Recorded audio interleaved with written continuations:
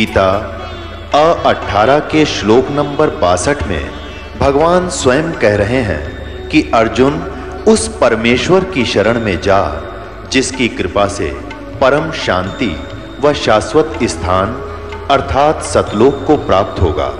वो परमेश्वर कौन है, कहां है, कैसा है, जानने के लिए कृपया अवश्य सुनिए जगत गुरु तत्वदर्शी संत रामपाल जी महाराज के अमृत वचन। अब ये स्पष्ट कर दिया, ये तो दोनों नाशवान है, सरपुरुष भी और अक्षर पुरुष भी। भले ही अक्षर माने अविनाशी होता है, लेकिन इसकी बहुत ज़्यादा लंबी आयु है, जिस कारण से इसको अक्षर कह रहे हैं, लेकिन ये वास्तव में अविनाशी नहीं है। इसका कंसेप्ट 15वें अध्याय के 17वें श्लोक में स्पष्ट कर दिया कि उत्तम पुरुष है तू अन्य और परमात्मा इति उदाहरते। देखना 15वें अध्याय का हमने 16वां पढ़ लिया, 17वां पढ़ेंगे। उत्तम पुरुष है तू अन्य परमात्मा इति उदाहरते, यह लोग तरम आविश्य विभर्ति अवय ईश्वर है। उत्तम पुरुष यानी श्रेष्ठ परमात्मा तो इन दोनों से कोई अलग है। दो पुरुष 16वें में कहे उनसे अन्य है, और जो तीनों लोकों में प्रवेश करके सबका धारण पोषण करता है। अविनाशी परमेश्वर परमात्मा इस प्रकार कहा गया है। अपने आत्माओं, अभी आपने उल्टा लटका हुआ संसार रूपी वृक्ष देखा, ये देखिएगा, ये उल्टा लटका हुआ संसार रूपी वृक्ष है, और इसके ऊपर न जड़ नीचे को तीनों गुण रूपी शाखा है। तो जड़ से ही पूरे वृक्ष को आहार मिलता है। तीनों लोकों में प्रवेश करके सबका धारण पोषण ये मूल रूपी परमात्मा परम अक्षर ब्रह्म ही सब संसार का धारण पोषण करता है। ये संसार रूपी वृक्ष है।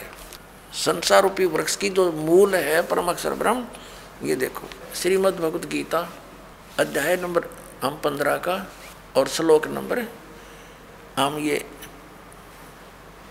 17वां पढ़ रहे हैं। उत्तम पुरुष है तू अन्य परमात्मा इति उदाहरते। उत्तम पुरुष यानी श्रेष्ठ परमात्मा प्रभु तो कोई और है, इन ऊपर वाले से दोनों से 16 वर्णित से अलग है, और उसी को परमात्मा कहा जाता है। यह लोग तरम आविश्य विभर्ति, जो तीनों लोकों में प्रवेश करके सबका धारण पोषण करता है, वो वास्तव में अविनाशी भगवान है, वो अविनाशी परमात्मा। ये देखिए उत्तम पुरुष है तू अन्य परमात्मा। उत्तम पुरुष तो पुरुषोत्तम, उत्तम पुरुष यानी पुरुषोत्तम सही भगवान तो कोई और ही है, जो तीनों लोक को प्रवेश करके और सबका धारण पोषण करता, वो है अविनाशी परमात्मा। वास्तव में अपने आत्मा जो दास निष्कर्ष निकालना चाह रहा अब निकल रहा है। अब जो प्रसंग चला था कि विष्णु जी तो कह रहे हैं मैं दुर्गा से ऊपर किसी को नहीं मानता, मेरे आध्यात्मिक ज्ञान के जितना मुझे है, मेरे ज्ञान में दुर्गा से ऊपर कोई भगवान नहीं। विष्णु जी कह रहे मैं दुर्गा की भक्ति करता रहता हूँ, और हमारे आचार्य शंकराचार्य कहते हैं ये अपने स्वरूप की भक्ति करते हैं, ये किसी की भक्ति नहीं करते। कोई कह कुछ राम की भक्ति करता है, राम श्री शंकर की करता है। ये इनकी दंत कथा लोकवेद था। अब दुर्गा जी ने स्पष्ट कर दिया, वो कहती है ब्रह्म की पूजा करो, मेरी पूजा भी छोड़ दो। उसका ओम नाम है, ओम नाम के जाप से ब्रह्म लोक प्राप्ति होगी।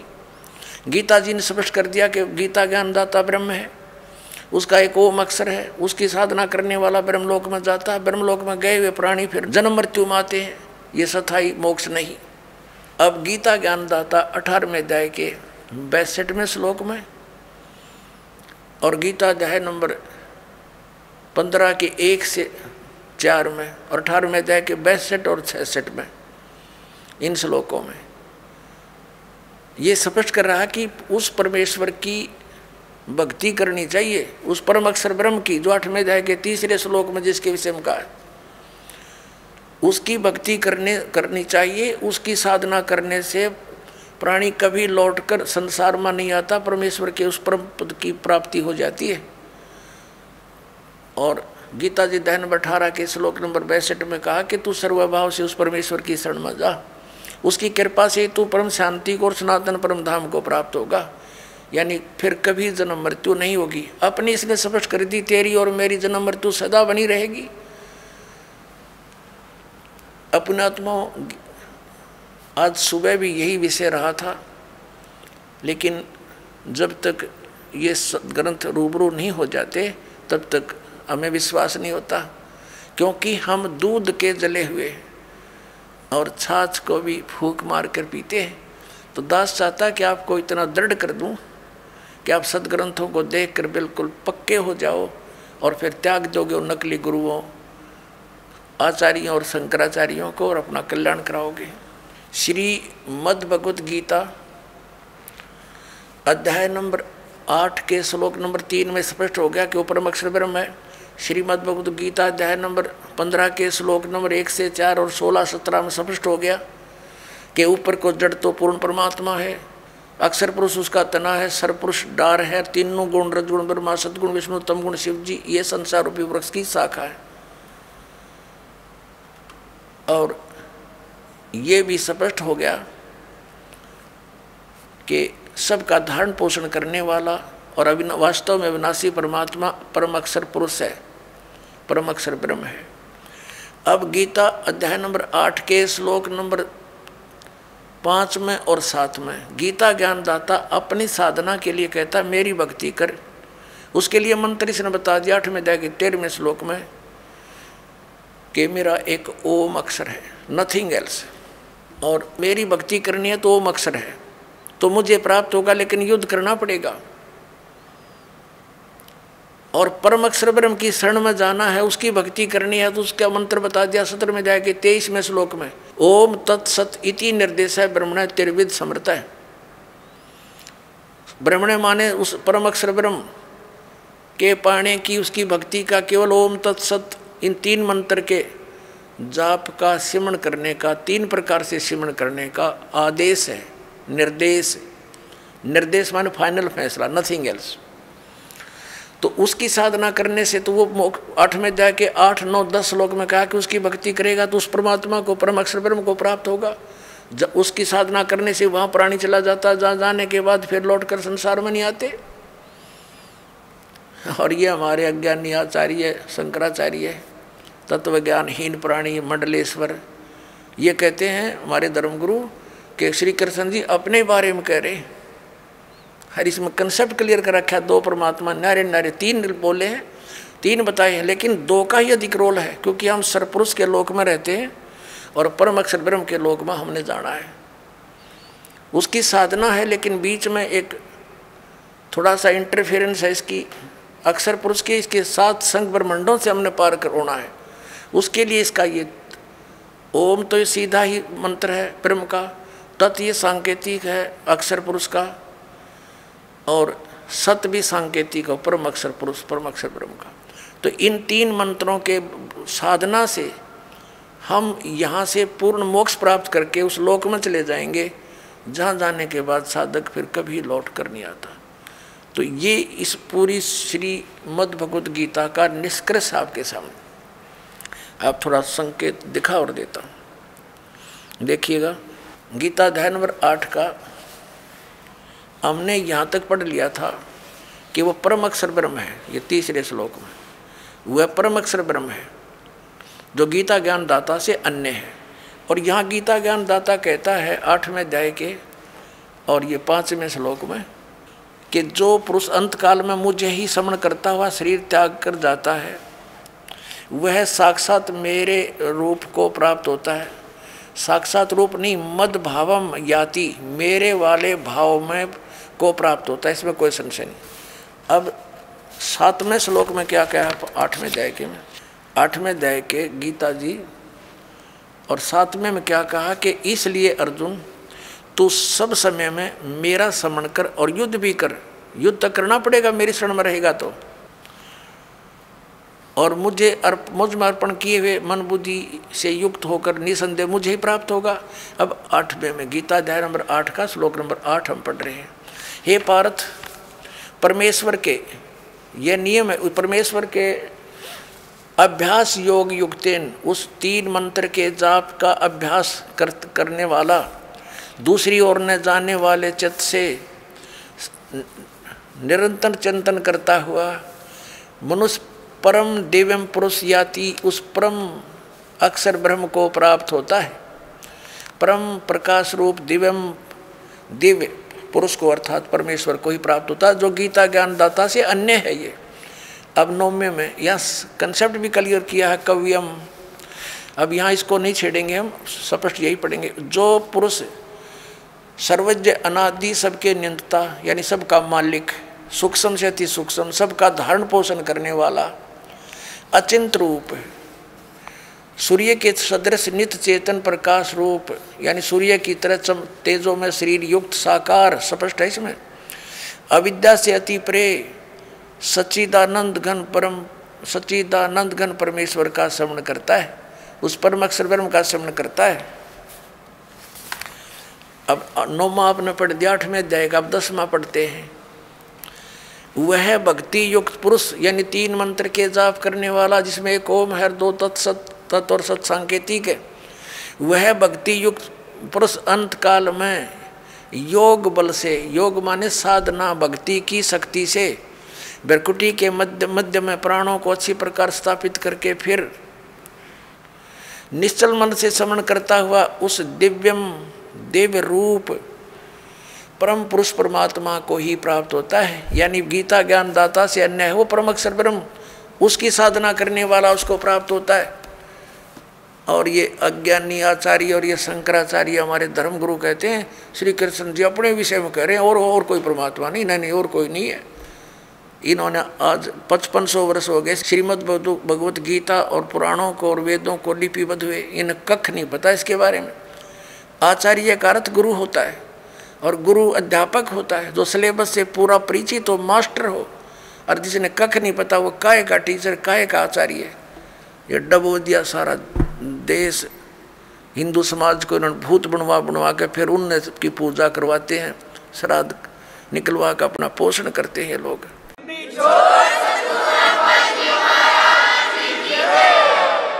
अपने आत्माओं, ये तो कंसेप्ट क्लियर हुआ कि श्रीमद् भगवत गीता अध्याय नंबर 18 के श्लोक नंबर 62 में और 66 में गीता ज्ञानदाता ब्रह्म है, सरपुरुष है, अपने से अन्य उस परम अक्षर ब्रह्म की शरण में जाने को कहता है। वो परम अक्षर ब्रह्म कौन है ये दास बताओगा। वो कबीर साहब है, वो काशी के अंदर धाणक रूप में, जुल्हे रूप में आया था, जिसको एक कवि कह करके हमने उनका इतिहास बंद कर रखा था। ये परम अक्षर ब्रह्म है। उन्होंने 600 वर्ष पहले वो ज्ञान दिया था जो आज हमारे सदग्रंथों में विद्यमान है। और ये हमारे आचार्य और शंकराचार्य श्री शंकर देव श्री विष्णु जी को अजन्मा, अजरो अमर, इनके कोई माता पिता नहीं बताते। और पुराणों के अंदर इनके इतिहास में लिखा कि इनके माता पिता हैं, इनकी जन्म मृत्यु होती है और इनको ये भगवान बताते हैं। शिव पुराण के अंदर लिखा कि तुम ब्रह्मा और विष्णु, तुम भगवान नहीं हो, तुमने अपने आप को भगवान मान लिया। अब पुण्यात्माओं, प्रसंग ये चला था कि हमारे धर्म गुरु शंकराचार्यों, आचार्यों और सतयुग से लेकर आज तक इन ब्राह्मणों यानी मैं ऋषियों को तो ज्ञान कहाँ होगा, इनके भगवानों को ज्ञान नहीं। जिनको ये भगवान बताते हैं विष्णु और शंकर जी को और ब्रह्मा जी को, और इनको ये भगवान बताते हैं, ये मालिक बताते हैं, और ये भगवान नहीं है, ये प्रमाण है पुराण में। अभी कंसेप्ट क्लियर करते पुण्यात्माओं, एक समय श्री ब्रह्मा जी और विष्णु जी का आपस में युद्ध हो गया। किस बात पर युद्ध हो गया कि ब्रह्मा जी कहते हैं विष्णु जी को कि मैं तेरा पिता हूँ, तेरा जनक हूँ। विष्णु जी कहते हैं मैं तेरा पिता हूँ, मैं तेरा जनक हूँ। इस प्रकार दोनों का युद्ध हो गया। इनके दोनों के युद्ध को समाप्त कराने के लिए ऊपर से इनके पिता ने, इस ब्रह्म ने, सरपुरुष ने इनके बीच में एक स्तंभ खड़ा कर दिया, लिंग, बहुत बड़ा पिलर तेजों में।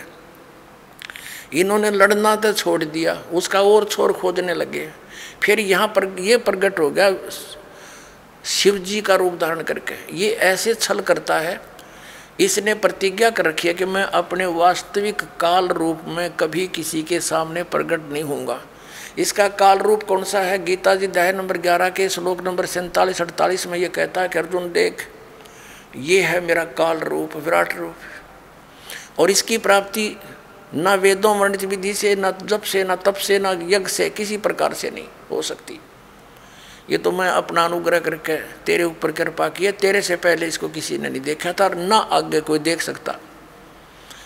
गीता जी अध्याय नंबर 7 के श्लोक नंबर 24-25 में ये कहता है कि ये मूर्ख जन समुदाय मुझ अव्यक्तम व्यक्तिम आपनम मनन्ते, मुझ अव्यक्त को मैं अपनी योग माया से छुपा रहता हूँ। ये मूर्ख जन समुदाय मुझे व्यक्ति रूप में आया हुआ कृष्ण मान रहे होंगे, आई एम नॉट कृष्ण। तो वो छुपा रहता है, ऐसी छल क्या करता है, कभी विष्णु रूप का धारण करके किसी को दर्शन दे देता है, ऋषि को, साधक को। तो वो विष्णु जी की महिमा गाता है कि आप ही सर्वशक्तिमान हो, मैंने समाधि काल में आपके दर्शन हुए, आप छुपाए हो अपने आप को। ऐसे ही कोई साधक साधना कर रहा है ब्रह्म की, तो उसको ब्रह्मा के रूप में दर्शन दे देता है।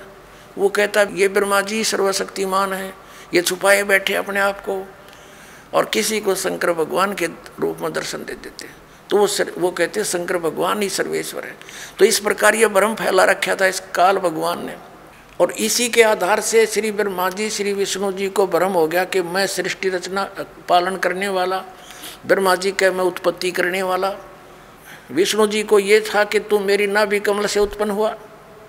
ब्रह्मा जी कहते हैं मैं सारी सृष्टि का उत्पन्न करने वाला हूँ, मैं प्रजापिता हूँ। इन दोनों का युद्ध हो गया। तो तब ये आके खड़ा हो गया उनके पास और उनसे क्या कहता है कि तुमने अज्ञानता से अपने आप को ईश मान लिया, भगवान मान लिया, यू आर नॉट गॉड। ये दिखाता हूँ आपको, ये देखिएगा श्री शिव महापुराण हिंदी टीका सहित भाग 1। ये श्री शिव महापुराण, इसके कौन है लेखक? विद्यावृद्धि पंडित ज्वाला प्रसाद जी मिश्र कृत हिंदी टीका सहित, खेमरा श्री कृष्ण दास प्रकाशन मुंबई। ये शिव महापुराण है। इसके हम विद्वेश्वर संहिता पर पहुंचते हैं। ये 11 पृष्ठ विद्वेश्वर संहिता शिव पुराण अध्याय 6 में यहाँ पर नंदी केश्वर यानी वो नंदी बैल बता रहा है भगवान शंकर का। नंदी केश्वर बोले कि हे योगेंद्र, एक समय विष्णु भगवान शेष सैया पर अपने गरुड़ आदि पार्षदों के से संयुक्त लक्ष्मी सहित शयन करते थे। उस समय ब्रह्म ज्ञानियों में श्रेष्ठ ब्रह्मा जी अपनी इच्छा से वहां आए। सब प्रकार सुंदर सेज पर शयन करते हुए कमल लोचन विष्णु जी से पूछने लगे, तुम कौन हो? मुझे देखकर अभिमानी पुरुष के समान शयन करते हो। वत्स बेटा उठो, देखो मैं तुम्हारा स्वामी आया हूँ। आए हुए स्वामी का गुरु को देखकर भी जो अभिमान करता है वह उस द्रोही मूड का प्रायश्चित होना निश्चित है। यह सुनकर विष्णु जी के अंतर में तो क्रोध हुआ, पर ऊपर से दिखाया नहीं, परंतु बाहर से शांत रहे और बोले, बेटा वत्स ब्रह्मा। विष्णु जी बोले ब्रह्मा जी को, वत्स बेटा तुम्हारा मंगल हो, बैठो इस आसन पर विराजो। इस समय तुम्हारे नेत्र कुटिल और मुख वक्र क्यों हो रहा है? ब्रह्मा जी बोले, हे वत्स विष्णु, तुमको समय के प्रभाव से अभिमान है। हे पुत्र, मैं तुम्हारा रक्षक और जगत का पिता मैं हूँ। विष्णु जी बोले, यह तो सब जगत मुझ में सतीत है, तुम चोर के समान किस प्रकार अपना कहते हो? तुम मेरी नाभि कमल से उत्पन्न हुए हो, इससे तुम मेरे पुत्र हो। इनका लठ बाज गया, ये गणी ना पढ़ावे आगे आते हैं। इनका आपस में लट्ठम लट्ठा हो गए, देवता फूल बरसाने लग गए, अक्षाबास मरो कटके। ये हमारे देवताओं के लक्षण देखिए। ये हम अब 11वां पृष्ठ पढ़ रहे हैं, अभी यहाँ नीचे आ गए हैं। यहाँ देखो विद्वेश्वर संहित का, मैं श्रेष्ठ हूँ, मैं स्वामी हूँ, ऐसा कहकर एक दूसरे को मारने की इच्छा से युद्ध करने में उत्सुक हुए। संपूर्ण देवता विमान में बैठकर उस महाअद्भुत युद्ध को देखने चले आए और आकाश में उनका ऊपर फूल बरसाने लगे। हमारे देवताओं, ये हमारे देवता, दो भाइयों का झगड़ा हो जा तो सभ्य व्यक्ति उनका छूट बीच बचावा करा कर कहीं लड़के ना मर जा। अरे ये देवता फूल बरसावा, मरो लड़के, हैं, हो जाओ खत्म है तेरा गजब भैया। इन इतिहासों को पढ़ते थे हम। अब ये काल आ गया, इनके बीच में एक सतम डाल दिया इनके पिता ने पिल्लर तेजों में, बहुत इसके और छोर को खोजने लगे, इन कुछ नहीं पाया, ब्रह्मा ने झूठ बोल दिया। ये कथा आप सुनते रहते हो।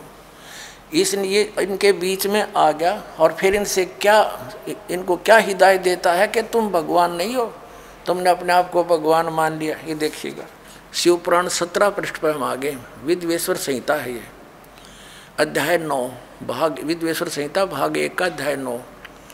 अब यहाँ निंदिकेश्वर फिर बोले कि इस प्रकार जब वो दोनों नरम हो गए, भगवान ने नरम हुए ब्रह्मा विष्णु पर अनुग्रह करके, क्या बताया, उन दोनों की अज्ञानता और वैर को दूर करने के अर्थ दोनों से कहा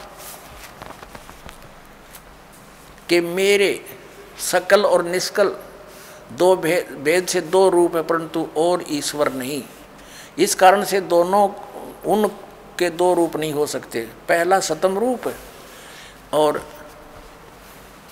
पीछे मूर्तिमान रूप धारण किया, इसमें ब्रह्म निष्कल और इस रूप गुण सगुण, मेरे दोनों रूप से दो दूसरे के किसी के नहीं। अब इनसे क्या कहा,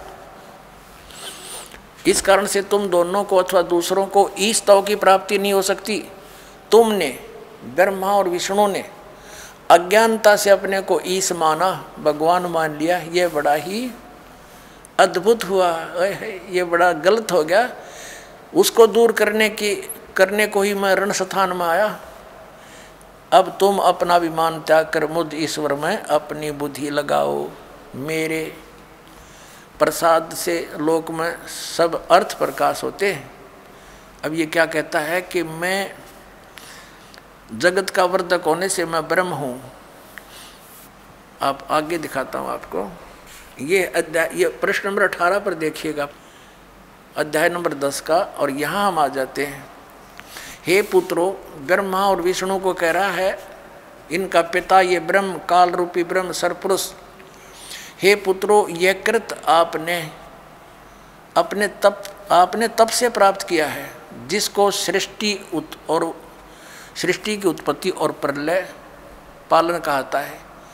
विष्णु और ब्रह्मा जी को इनका पिता ये काल कह रहा है कि तुमने ये कृत आपने तप से प्राप्त किए हैं, जो कि सृष्टि की उत्पत्ति और पालन कहता है, जो मैंने प्रसन्न होकर तुम्हें दिया। इसी प्रकार दूसरे दो कृत रुद्र और महेश को प्रदान किए, परंतु अनुग्रह कृत कोई भी पाने को समर्थ नहीं है। अब इसमें दास तो कहना चाहा था कि दो तो ये ब्रह्मा विष्णु हो गए और रुद्र और शिव ये दो नारे हो गए, ये चार हो गए, और पांचवा ये बोल रहा है।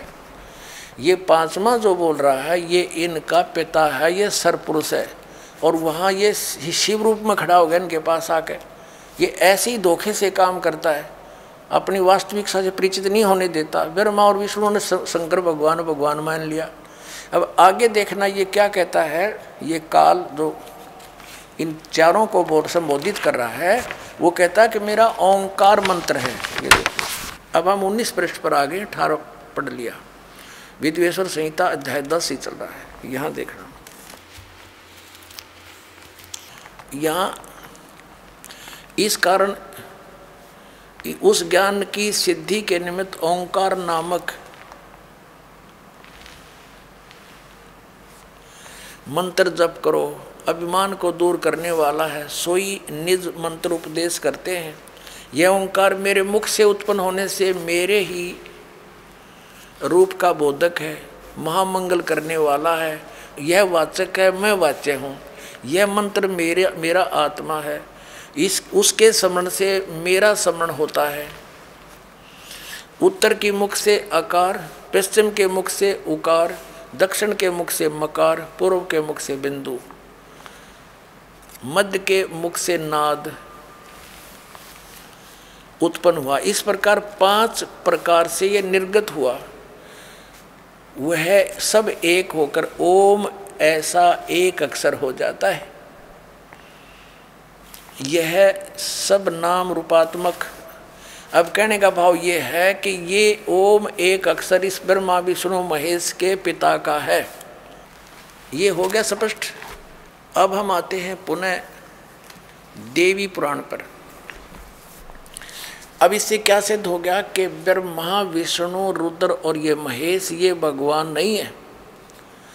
इनका पिता खुद कह रहा है कि यू आर नॉट गॉड। और ये हमारे आचार्य शंकराचार्य हिंदू धर्म के धर्मगुरु ये इन्हीं को भगवान बता के हमें मूर्ख बना रहे। आज तक इनका कख नहीं पता था इनको वेदों गीता और पुराणों का।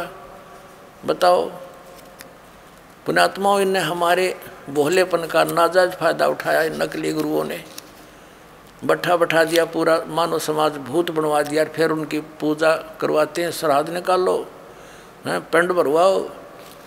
अब जो साधना दास बताएगा उसमें ना तो कोई भूत बने, फिर कोई क्रिया की जरूरत नहीं उनकी। अब देखिए श्रीमद् भगवत गीता में हम फिर आते हैं।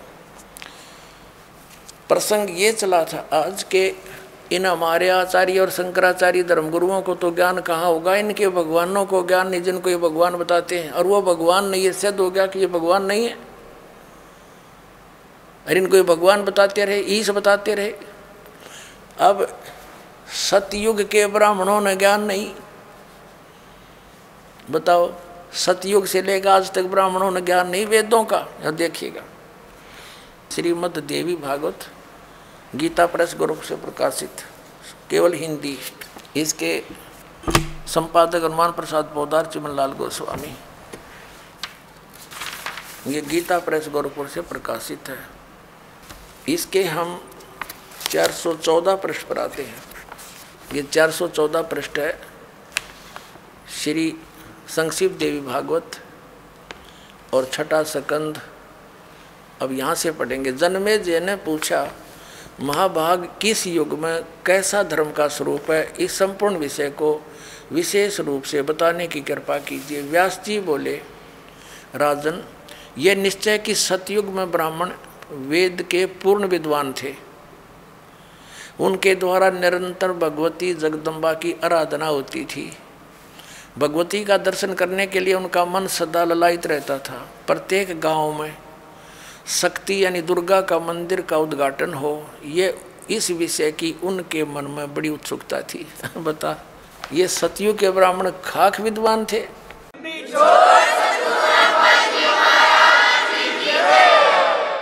कहते हैं व्यास जी का ज्ञान देख लो कि सतयुग के ब्राह्मण वेद के पूर्ण विद्वान थे और दुर्गा की भक्ति करते थे। अरे तेरा फूटे बाग हमारे, इसे आचार्य हमारे। अब दुर्गा तो कहती है कि वेद उस ब्रह्म की पूजा करो, ओम नाम है, नथिंग एल्स, और सब बातें त्याग दो।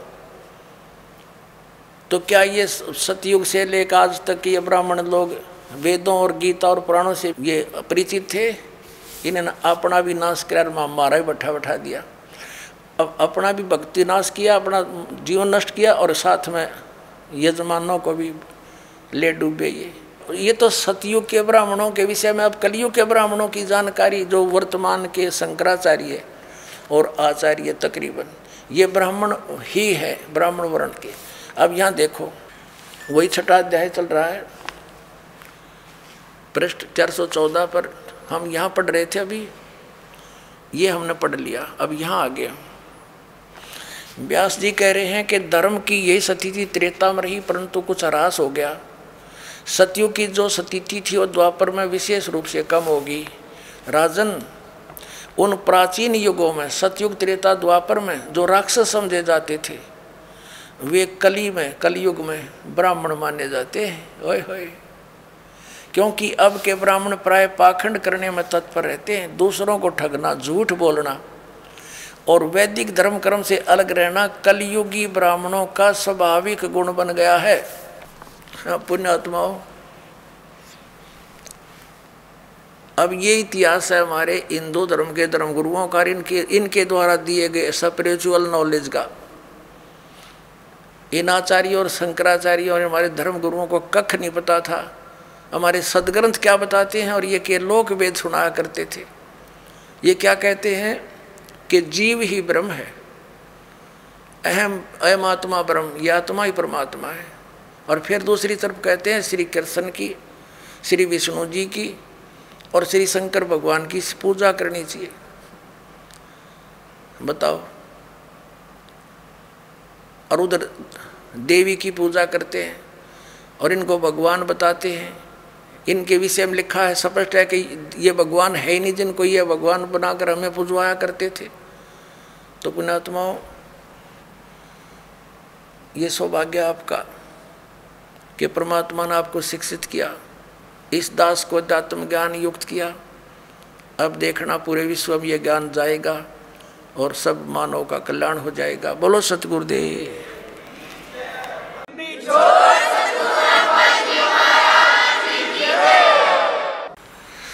परम पिता परमात्मा पूर्ण ब्रह्म सर्व सृष्टि रचनहार कबीर परमेश्वर जी की असीम कृपा से आप पुण्यात्मा सत्संग सुनने के लिए उपस्थित हुए हैं।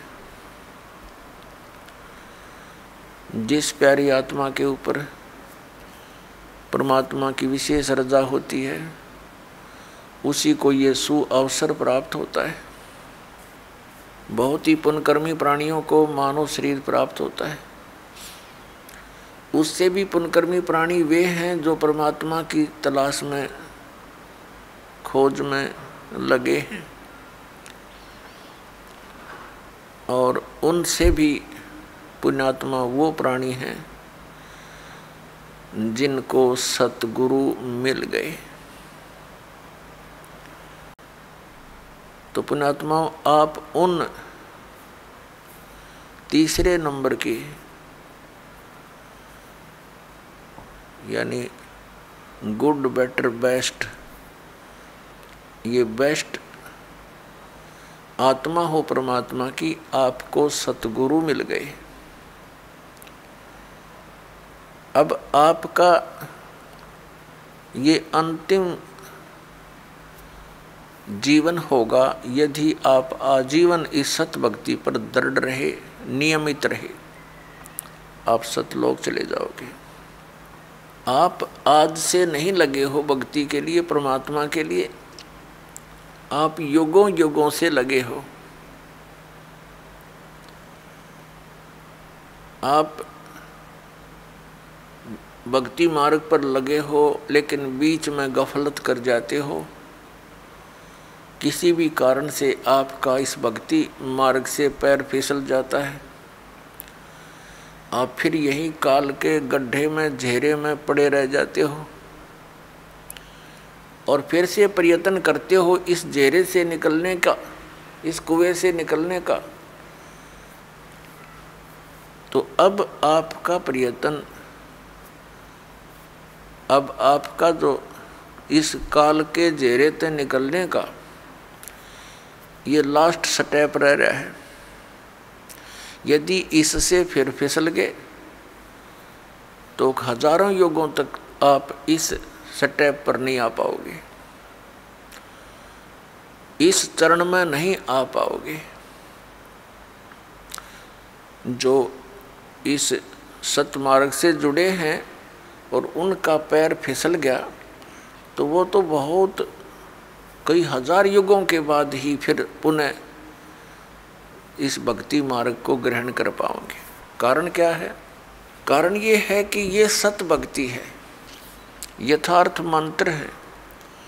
इनके जाप करने से आपकी कमाई ढेर सारी होती है, बहुत ज़्यादा हो जाती है। और इसका हमने संग्रह करके सतलोक जाना था इस भक्ति की कमाई के बल से, और ये अंतिम सांस तक हमने संग्रह करना था इसका। और हम किसी भी कारण से परमात्मा के इस मार्ग से विचलित हो जाते हैं अंतिम सांस तक कभी भी, तो फिर हम यही रह जाएंगे। और यहाँ का विधान है कि जैसे कर्म प्राणी ने किया है वैसे फल उसको मिलेंगे ही मिलेंगे। आपके पुण्यों का, आपकी सतभक्ति का ढेर लग जाएगा। जैसे आपको प्रथम मंत्र दिया जाता है, इसमें हमारे कमल हैं हमारे शरीर के अंदर, ये चक्कर बने हुए हैं, चक्कर। जैसे एक मूल चक्र है, फिर स्वादिष्ठान चक्र है, जिसको संतों ने स्वाद चक्र बोला है, और फिर नाभि चक्र है, नाभि कमल भी कहते हैं, मूल कमल भी कहते हैं, अधिष्ठान कमल भी कहते हैं। चक्कर कहो कमल कहो, संतों ने उसे कमल बोला है, योगियों ने चक्र बोला है। फिर हृदय कमल यानी हृदय चक्र है, फिर कंठ कमल है यानी कंठ वाला चक्र है, और फिर त्रिकुटी कमल है। तो इस प्रकार हमारे शरीर में ये जितने भी कमल चक्र हैं, इन पे एक एक देवता का अधिपत्य है। मूल चक्र के ऊपर, मूल कमल के ऊपर गणेश जी का बैरियर है, ये समझ लो, ये बैरियर है। अपने हम निज धाम जाना है, ये बैरियर है। प्रथम बैरियर है मूल कमल, और दूसरा बैरियर है स्वाधिष्ठान कमल यानी चक्र, स्वाद चक्र, और तीसरा बैरियर है ये नाभि चक्र, नाभि कमल। तो मूल कमल पर गणेश जी वहाँ के मुखिया हैं, और स्वाधिष्ठान चक्र रूपी बैरियर के ऊपर श्री ब्रह्मा जी का राज्य है, सत्ता है, और नाभि कमल पर विष्णु जी और लक्ष्मी जी, ये इनके साथ ही हैं। तो परिवार है इनका। ब्रह्मा जी के साथ उनकी पत्नी सावित्री है, और फिर हृदय कमल पर भगवान शिव और पार्वती यहाँ के ये अधिकारी हैं, और कंठ कमल में श्री दुर्गा जी। तो इस प्रकार हमने कंठ कमल तक जितने भी ये बैरियर हैं, इनसे पार होने के लिए आपको ये मंत्र दे रखे हैं, प्रथम मंत्र। तो इनकी भक्ति कमाई करके आप जब इन बैरियरों के पास निकट जाओगे, तो आपके बैरियर का मार्ग साफ मिलेगा, और आपकी जो कमाई आपने प्रथम मंत्र में इन देवों की जो मजदूरी की है, साधना की है, ये आप वहाँ इनका टैक्स देते हुए चलोगे। इस प्रकार हमने सतलोक जाने में ये सहयोगी होते यदि हम इस भक्ति पर लगे रहे अंतिम सांस तक। और यदि हम इनसे फिसल गए भक्ति मार्ग से, तो फिर क्या होगा? आप जी ने जो गणेश जी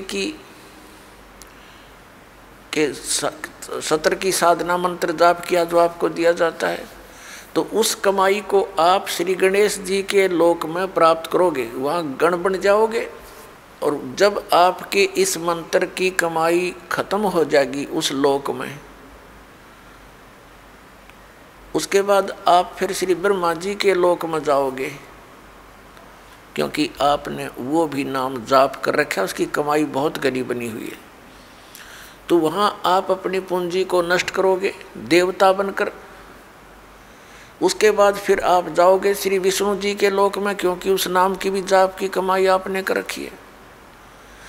और फिर वहाँ आपके उस नाम की जाप की कमाई समाप्त हो जाएगी, भक्ति कमाई, वो धन, तो आपको फिर वहाँ से निकाल दिया जाएगा। फिर आप भगवान शिव के लोक में जाओगे, और इसी प्रकार वहाँ भी आपके पुण्य समाप्त होने पर, भक्ति के इस जो भगवान शंकर के सत्र का नाम आपको दे रखा है, उसकी कमाई नष्ट होने पर, समाप्त होने पर, फिर आप दुर्गा जी के लोक में जाओगे, और दुर्गा जी के लोक में जाकर के अपनी इस पुण्य कमाई को फिर वहाँ नष्ट करोगे। तो इस प्रकार आपको ये पृथ्वी पर नहीं आने देगा, क्योंकि आप इतने पुण्य बन जाएंगे आपके, और पृथ्वी पर आए बिना भक्ति मिले नहीं। और भक्ति मिलेगी इस कलयुग के अंदर, सतयुग त्रेता द्वापर में आप इस भक्ति को नहीं करते, क्योंकि आप स्वयं ही जो साधना कर रहे होते हैं उसे आपको लगता होता है कि हम बहुत सुखी हैं, और फिर आपको जो सतनाम दे रखा है, जो 2 अक्षर का,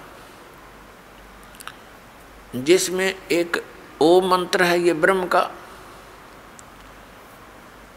पुण्यात्माओं, एक ही जड़ी होती है, उसके प्रयोग की विधि में अंतर होने से उसका गुण बदल जाता है। तो यही समझ लेना कि जो मंत्र आपको प्रथम मंत्र में दिए हैं, वहाँ उस विधि से जाप करने से उसका गुण वही है। अब इस मंत्र में जो सतनाम बनाकर आपको दिया है, इसकी साधना करने से, इस विधि से इसका गुण अन्य होता, लाभ भिन्न होता है। कई बोली आत्मा, क्योंकि हम युगों युगों से अज्ञान से परिपूर्ण हैं, अब ये तत्व ज्ञान प्राप्त हुआ है तो हम वकील बन जाते हैं उस अज्ञान आधार से। तो उसमें आप जी ने ये सोचना चाहिए, यदि हम विद्वान होते तो हमें ये ज्ञान पहले ही प्राप्त होता। आप विद्वान नहीं, बुद्धिमान अवश्य, लेकिन उस बुद्धि का दुरुपयोग करके आप भगवान से दूर हो जाओगे। इस दास ने जो मार्गदर्शन किया है ये गॉड गिवन है, ये किसी डूम बाट के गीत नहीं है। तो इसके अंदर आप जी ने बिल्कुल सोचना बंद कर देना चाहिए। उपदेश लेने के बाद, उपदेश लेने से पहले आप बिल्कुल वकील बने रहो, खूब अच्छी तरह निरीक्षण करो हर एक बात का, और तब दीक्षा ग्रहण करो। दीक्षा ग्रहण करके अब यदि गुरु जी के वचनों में आपको अविश्वास होता है तो आपका नाम खंडित हो जाता है, भगवान से दूर हो जाते हो। इसलिए दास सबसे पहले आपको ज्ञान ग्रहण करने के लिए पुस्तकें देता है, सीडी बना रखी है, ये सुनो, देखो, मिलाओ दूसरे संतों से, और जब आपको संतुष्टि हो जाए कि ये मार्ग फाइनल है और सही है तो दीक्षा लो, अन्यथा मत लो।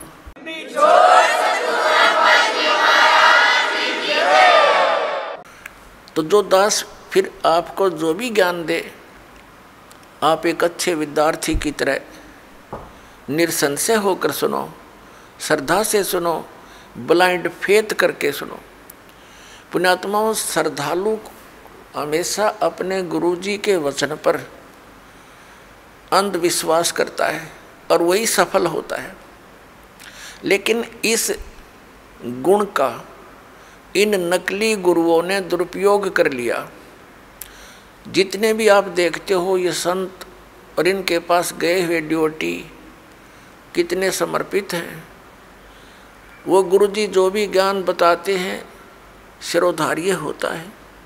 उनके विषय में कोई कहता है जैसे तत्व ज्ञान के आधार से हमारे भक्त उन अन्य संतों के शिष्यों को बताते हैं कि आपकी साधना ठीक नहीं, आपके गुरुजी के पास मोक्ष मार्ग नहीं, तो वो बहुत दुखी हो जाते हैं और कहते हैं आप मेरे गुरुजी के बारे में कुछ ना बोलो। तो पुण्यात्माओं, वो ड्योटी तो सही है, उनका आस्था होनी ही चाहिए, लेकिन वो नकली गुरुओं के पास वो श्रद्धा बनाए बैठे। अब जैसे आम के पौधे को बीज कर यदि कोई ये आस्था लगाए बैठा है कि मैं आम खाऊंगा, इसके आम लगेंगे बड़ा होकर, तो वो बिल्कुल सही है, उसका बिल्कुल सही उद्देश्य है और ठीक उसकी क्रिया है। और यदि बबूल का पेड़ पौधा बो करके और वो ये कहता है कि ये बड़ा होगा, इसके आम लगेंगे,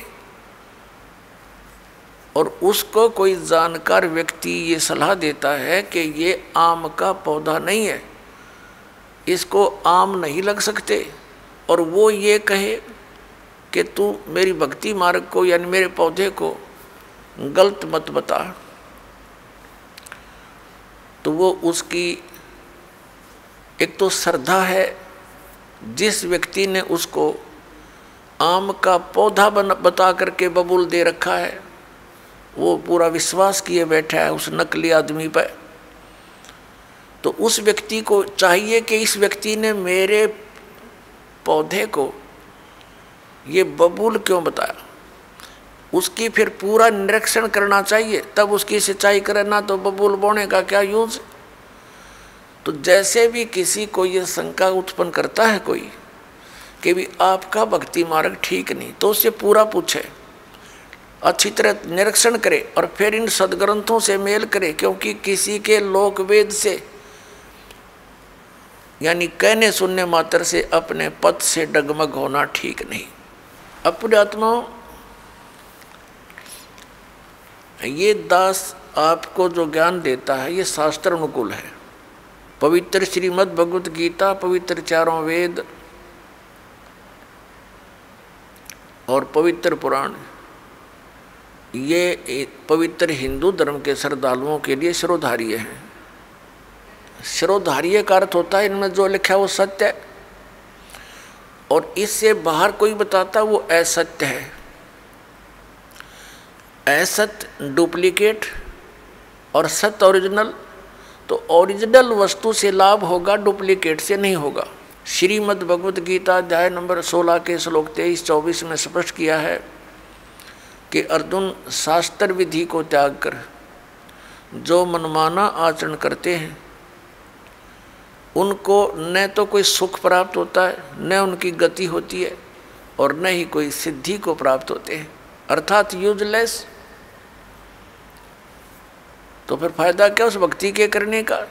तो गीता अध्याय नंबर 16 के श्लोक नंबर 24 में तुरंत कहा कि इससे तेरे लिए अर्जुन कर्तव्य और अकर्तव्य की व्यवस्था में, यानी कौन सी भक्ति करनी चाहिए और कौन सी ना करनी चाहिए, सदग्रंथ ही प्रमाण है, उनको आधार मानना।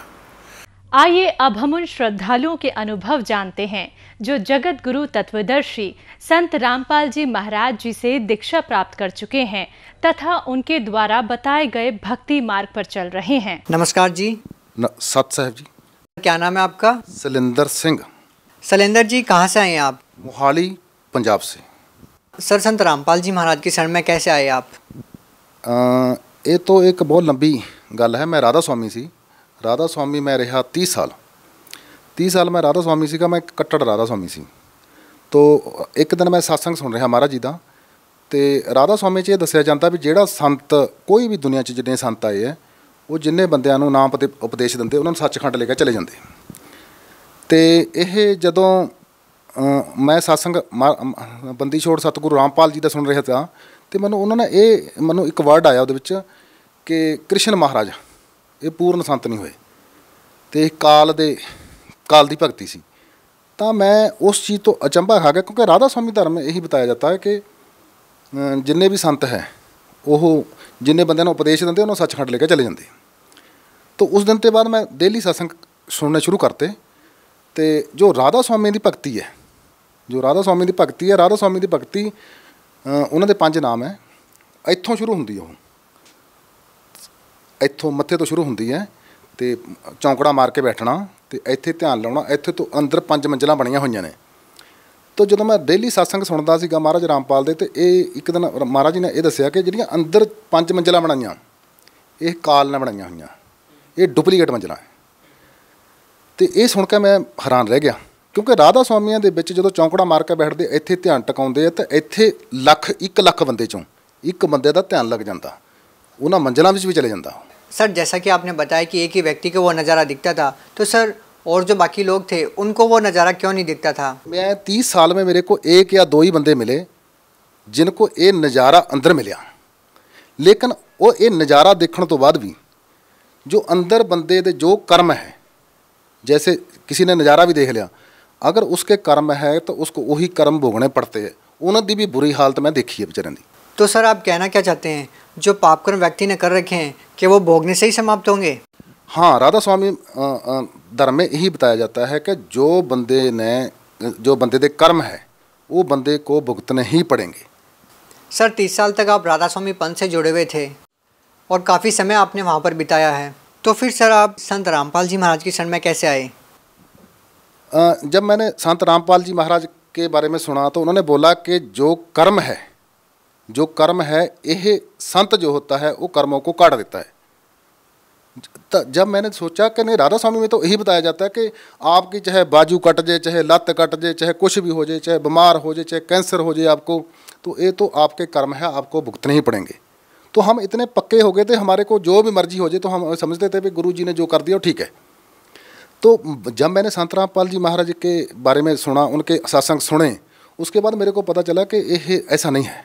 क्योंकि हमारे ग्रंथ साहब में भी ऐसा है कि जब भी सतनाम मिल जाता है, परमात्मा का नाम मिल जाता है, उसके बाद फिर बंदे को कोई कष्ट नहीं आना चाहिए। तो जब मैं ये सुनता था तो मैंने 6 महीने लगातार 6 महीने महाराज रामपाल जी महाराज जी के सत्संग सुने।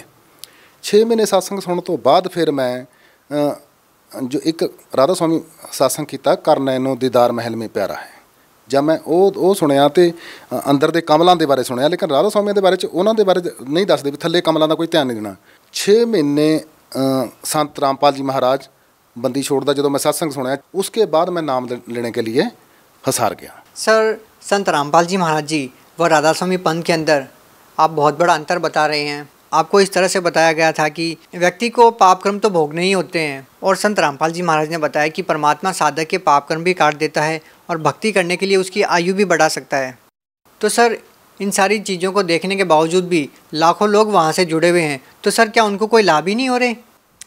नहीं, लाभ हो रहे हैं, काफ़ी लोगों को लाभ हो रहे हैं। लाभ उनका जो पुराना जो किसी मेरे को भी होते थे, ऐसा मेरे को भी होते थे, लेकिन वो जो अभी मैंने को संत रामपाल जी महाराज की शरण में आने के बाद ऐसा पता चला कि वो हमारे पुराने पुण्य थे जो हमारे को मिल रहे थे, अभी भी जनता को मिल रहे हैं।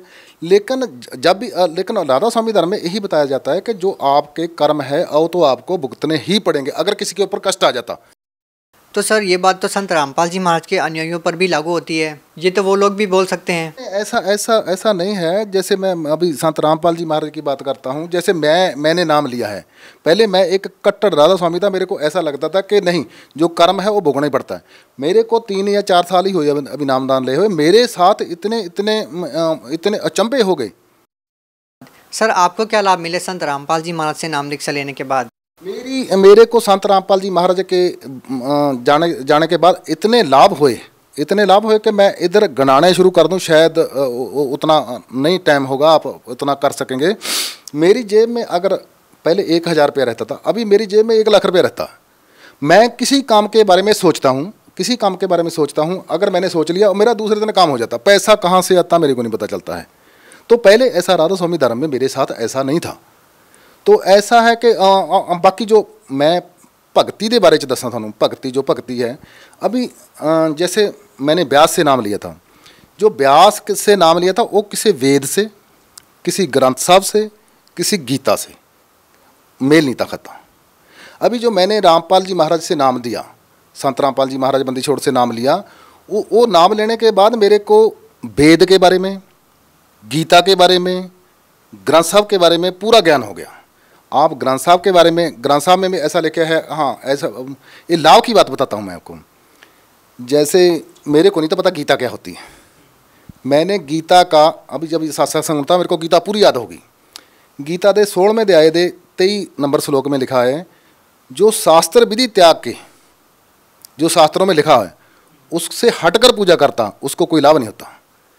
जो शास्त्रों के अनुकूल भक्ति करता है उसको सारे लाभ होते हैं। तो इसलिए ग्रंथ साहब में भी ऐसा लिखा हुआ वे पूजा करे सब लोक संतो मन मुख थाए ना पाई। जो मन के पीछे लगकर पूजा करते हैं वो उन्होंने कोई लाभ नहीं होता है। सर, आपको संत रामपाल जी महाराज से नाम दीक्षा लेने के बाद और क्या क्या लाभ मिले? मैं सिख समाज दे विच सिख समाज ਨੂੰ ਬਿਲੋਂਗ ਕਰਦਾ। ਸਿੱਖ ਸਮਾਜ ग्रंथ साहब ਦੇ ਵਿੱਚ ਪਹਿਲਾਂ ਲਿਖਿਆ ਕਿ 5 ਮੰਤਰ ਦਾ ਭੇਦ ਦਊਗਾ, बार पंच परवान, पंच प्रधान, पंचे पावे दरगे मान, 5 का बहुत जिक्र आता ग्रंथ साहब के बीच में। उसके बाद आता 2 अक्षर का भेद बतावे सोई गुरु पूरा कहावे। उसके बाद आता 1 अक्षर जो गुरमुख जापे ताकि निर्मल सोई। और ये गीता में है ओम तत् सत, ये 3 मंत्रों का जो भेद बताएगा वही पूरा सतगुरु है। तो यह जो पूरे मंत्र है सतगुरु रामपाल जी महाराज दे रहे। मेरे को लगा कि यह पूरा सच्चा ज्ञान है, मैंने इसकी तरफ लग गया और जब से मैं लगा हूँ मेरा पूरा ठाठ है। मैं एक बार मैं गुरु महाराज जी की तरीक पे जा रहा था तो मेरे साथ मेरी बेटी, मेरा दामाद, मेरा ब्रदर और मैं एक गाड़ी में 6 बंदे बैठे थे। मैं किसी विवेक हाई स्कूल चंडीगढ़ में है उसके बीच में ट्रांसपोर्ट मैनेजर लगा हुआ, तो किसी ड्राइवर ने मेरी गाड़ी के साथ शरारत कर दी। उसने मेरी गाड़ी के पखे की तार और अर्थ की तार काट दी। तो मेरे को नहीं था पता उसकी तार काट दी। मैं उधर चले गया, तरीक पे चले गया गुरु जी के। जब मैं हसार चले गया, जब मैं हसार चंडीगढ़ से 150-200 किलोमीटर है, तो जब किसी भी गाड़ी का पक्षी की तार काट देते हैं तो गाड़ी 10 किलोमीटर के आगे नहीं चलती। और मेरे को नहीं था पता कि तार काटी है। हिसार चले गए। हिसार के आने के बाद जब हिसार से मुड़े तो मेरी गाड़ी ने इंडिकेटर दे दिया कि गाड़ी गर्म होगी। तो मैंने गाड़ी रोकी, एक मैकेनिक था, मैकेनिक से मैंने पूछा भी ये गर्म होगी। उसने मेरे को बोला, ऐसा उठाकर ढक्कन थोड़ा सा उठाया, बोलता कुछ नहीं होता, आ ले जाओ, और उसी टाइम इंडिकेटर बंद हो गया। तो वो शाम को मैं 9 बजे वापस आया। सुबह 5 बजे गए हम तरीक पे, शाम को 9 बजे तक वापस आए। तो 9 बजे तक आए, मेरी गाड़ी कहीं गर्म नहीं हुई, मेरी गाड़ी को कुछ नहीं हुआ। और मैंने बड़े बड़े इंजीनियर से पूछा, बड़े बड़े ड्राइवरों से पूछा। जब मैं दूसरे दिन स्कूल में आकर किसी ड्राइवर से ये शेयर की बात कि मेरी गाड़ी के बीच में थोड़ा इंडिकेटर दिखा देता उसने, तो उसने बताया कि यार ऐसा नहीं दिखा सकती, चलो देखते हैं। जब उसने देखा तो देखा कि पक्खे की तार काटी हुई और अर्थ की तार काटी हुई। तो वो बोलता गाड़ी चल ही नहीं सकती। पूरा स्कूल इस चीज़ से हैरान था भी गाड़ी चल ही नहीं सकती। तो आप देख लो बक्सी 300-350 किलोमीटर गाड़ी चल कर आई, और मैंने उसी टाइम मैकेनिक को बुलाकर उस तारों को जोड़िया। तो ये तो मेरे साथ एक बहुत बड़ा चमत्कार हुआ। सर, जैसा कि हम देखते हैं कि आप पहले 30 साल से राधा स्वामी पंथ में जुड़े हुए थे, उनके द्वारा दी गई भक्ति साधना आप करते रहे। सर, अगर हम देखें तो आज भी ऐसे बहुत सारे लोग हैं जो कई पीढ़ियों से राधा स्वामी पंथ में जुड़े हुए हैं और उनके द्वारा दी गई भक्ति करते हैं। तो सर, आप उन लोगों को क्या संदेश देना चाहते हैं? हाँ, ये बहुत आपने अच्छा है। राधा स्वामी जो भी है वो मेरे को नहीं लग रहा कि अपने धर्म को जल्दी छोड़ने वाला है, क्योंकि राधा स्वामी की भक्ति है वो ऐसा कि अंदर चौंकड़ा मार लो, कि अंदर ध्यान लगा लो अंदर, क्योंकि काल ने अंदर जो मंजिलें बनाई है उसके। मैं राधा स्वामी को एक बात ज़रूर बताना चाहूँगा, जो राधा स्वामी है मैं उनको एक बात बताऊँगा, जो कर्म होते हैं वो सतगुरु 2 मिनट में काट देता है। कोई कर्म का कोई इसमें लेना देना नहीं होता है। और राधा स्वामी के बीच में मैंने देखा, ये जो अभी गुरगद्दी पे बैठे हैं संत गुरिंदर सिंह जी महाराज ढिल्लों, तो उनको भी कैंसर हो गया। उनको गुरुजी को कैंसर हो गया, तो बोलते कर्म है हमने किसी के काट दिए। देखो, जो गुरुजी अपने कर्म नहीं काट सकता, वो बाकी के किसी के कर्म क्या काटेगा। तो मैं राधा स्वामी को बताना चाहता हूँ, इधर जब ध्यान लगाकर आप चढ़ जाएंगे, लाख में एक बंदा चढ़ जाएगा, तो वो भी आप पूरा सत्संग सुनो महाराज सावण सिंह का। महाराज सावण सिंह का कर नैनो दीदार महल में प्यारा है। इसके बीच में लास्ट में आता है कि आद माया कीनी चुतराई, झूठी बाजी पिंड दिखाई, अंड पिंड से दूर ओ देश हमारा है। अभी मैं राधा स्वामी के आगे यही बेनती करूँगा कि इस चीज़ को आप अच्छे से पढ़ें, और अंदर जो है अंदर ध्यान नहीं लगाना हैगा, जैसे हठ योग नहीं करना है, चलते फिरते तुरते फिरते नाम जपना है। सर, बहुत सारे श्रद्धालु संत रामपाल जी महाराज से नाम दीक्षा लेना चाहते हैं, तो सर संत रामपाल जी महाराज से नाम दीक्षा कैसे ली जा सकती है? ये आपने बहुत अच्छा क्वेश्चन किया। जो मैं चंडीगढ़ से बरवाला जाने के लिए 6 महीने वेट करता रहा। तो मैं जा सकता था, मेरे को पैसे भी कमी नहीं थी, गाड़ी थी, सब कुछ था। तो हमने तो नाम लेना है, महाराज जी शब्द लेने हैं, मंत्र लेने हैं। तो महाराज जी ने ऐसा कर दिया, अभी हर डिस्ट्रिक्ट के बीच में, हर स्टेट के बीच में, फॉरेन कंट्री के बीच में ये नामदान केंद्र खोल दिए। मैं बोला कि ये तो गुरु जी ने बहुत बड़ी कृपा करी है, बहुत बड़ी कृपा करी है। जो गरीब बेचारे नहीं आ सकते थे, उनको नामदानों के डिस्ट्रिक्ट में मिल जाता है। तो बरवाला आने के लिए बड़ा टाइम लगता था नहीं, तो वो तो बड़ी गुरु जी की कृपा है। वो नामदान हर एक डिस्ट्रिक्ट में खुल गए, हर एक जगह पे खुल गए। सर, आप पंजाब से बिलोंग करते हैं। सर, पंजाब में नामदान स्थल कहाँ पर है? पंजाब में जैसे मंडी गोबिंदगढ़ में, डेरा बस्सी में, चंडीगढ़ में, और बाकी तकरीबन सभी डिस्ट्रिक्टों में, होशियारपुर में, बाकी सभी में। अगर किसी ने ज़्यादा इसके बारे में डिटेल में पता करना तो नीचे एक पीली पट्टी चलती है, आप उधर टेलीफोन कर पूछ सकते हैं। जहाँ भी उसको नज़दीक होगा वहाँ से उनको नामदान मिल जाएगा। जी, बहुत बहुत धन्यवाद। सत सहज।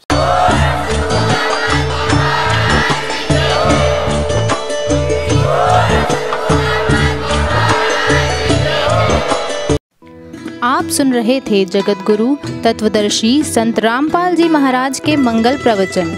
अधिक जानकारी के लिए संपर्क करें